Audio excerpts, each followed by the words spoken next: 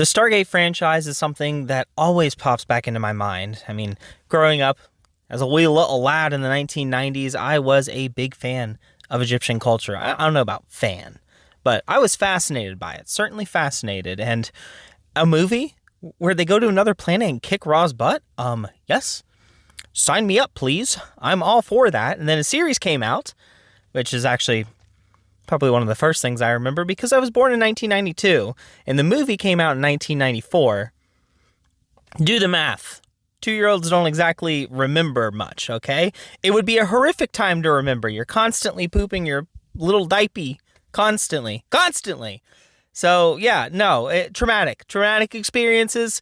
It's no wonder why we don't remember that stuff. I'm going off topic here. The Stargate franchise is something that spanned decades. It went on for years and kickstarted a couple people's careers. I mean, Jason Momoa, you can see a young, not quite as jacked Jason Momoa in Stargate Atlantis, for example, okay? And actually, not many other people besides that. There were people that were already famous.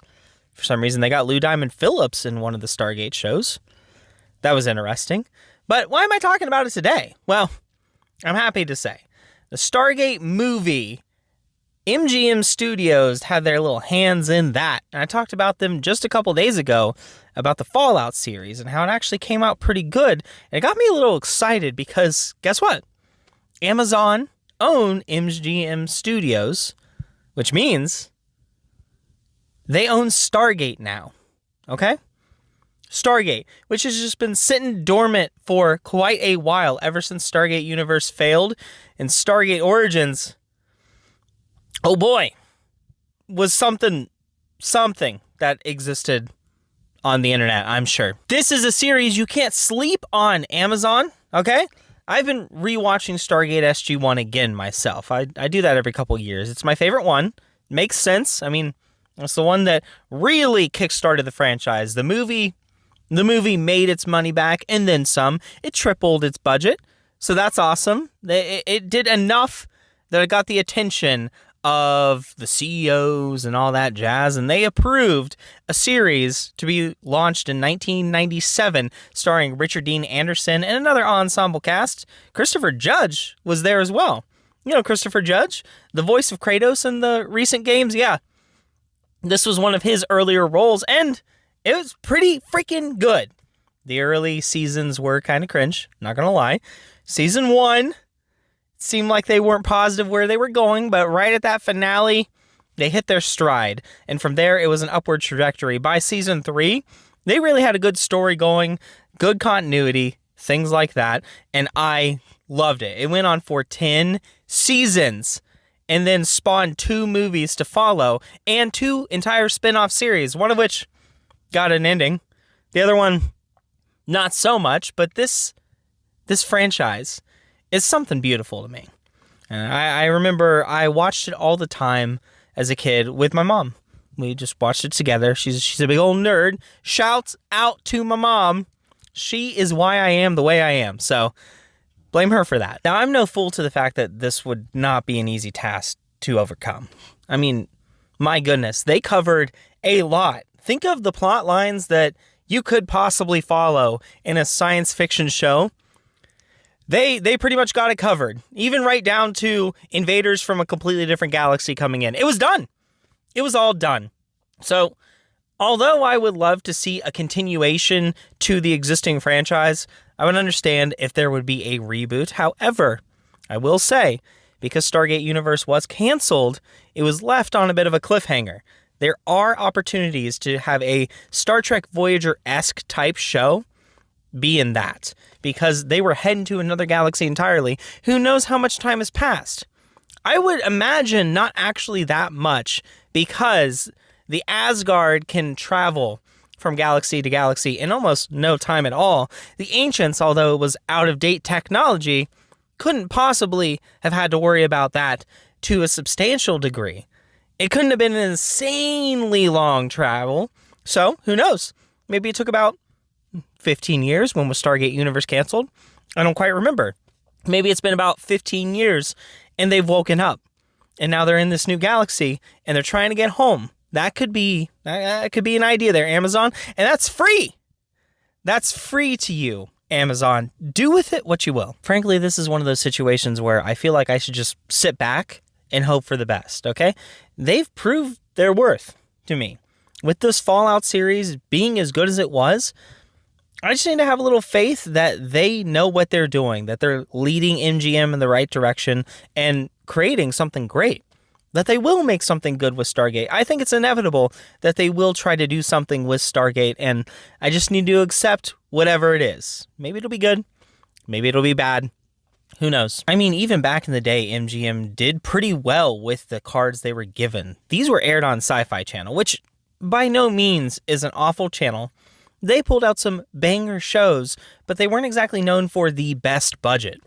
This is an even better budget opportunity. We can maybe see a gold ship look like it's not straight out of a PS2 game.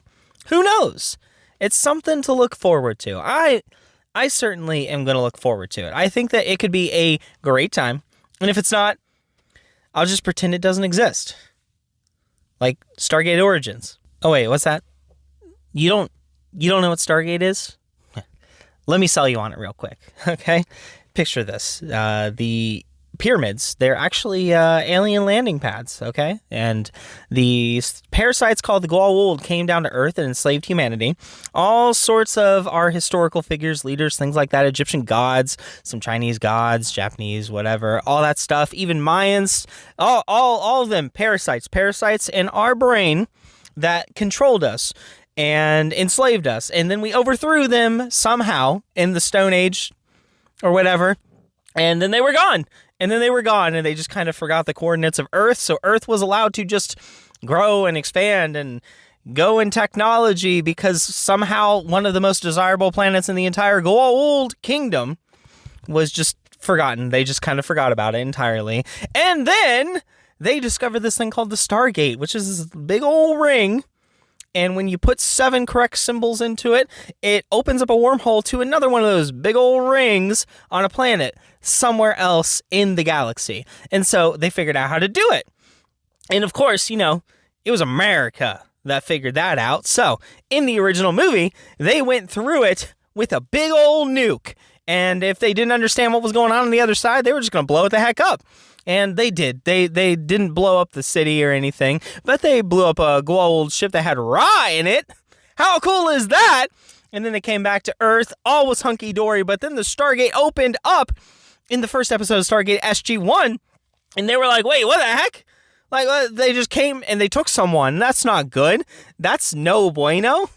And so then they went back to that planet because they're just like, hey, obviously something's going on here. And they're like, bro, we ain't been using this. We ain't been using this at all. And so it turns into this big old thing where you find out that the Stargate actually goes to an insane amount of places. And there's an entire alien race that's trying to kill everybody on Earth now. But everybody on Earth's trying to fight for their life, except not everybody on Earth because it's an entire top secret operation. And it ends up becoming this massive thing where they go across the entire galaxy. And then they even go to different galaxies. You come to find out that there's the Asgard from Asgard mythology, but they're good guys. Somehow they were also on Earth too. But then they kind of forgot about Earth as well, which is, it's all convenient. There's a lot of plot convenience that happen, but that does not matter. Okay. The fact of the matter is Earth. Earth is the one defining force to try and take out the Goa'uld. All of those Egyptian gods, things like that. Earth's going to take him down, boy. God after God. The original God of War. It actually makes sense that Christopher Judge is in this show. Dude just hops from one role and taking out God after God after God into another one. Pretty cool. Pretty cool. And it's kind of ironic, too, because he doesn't take out any Asgard gods because they're good guys in the show. But now he's taking out some Asgard gods elsewhere. It really makes you think. I'm not actually going to lore dump the whole thing, okay? Go watch it, okay? Watch the movie, watch the show. Ignore some of the inconsistencies early on because there's some inconsistencies. They were throwing stuff at the wall, seeing what would stick, okay? So stick around. Give it a couple seasons. Give it at least until the season 1 finale. And if you don't like it, I don't know. If you're watching my content And this far into the video, it's kind of your fault if you do what I say.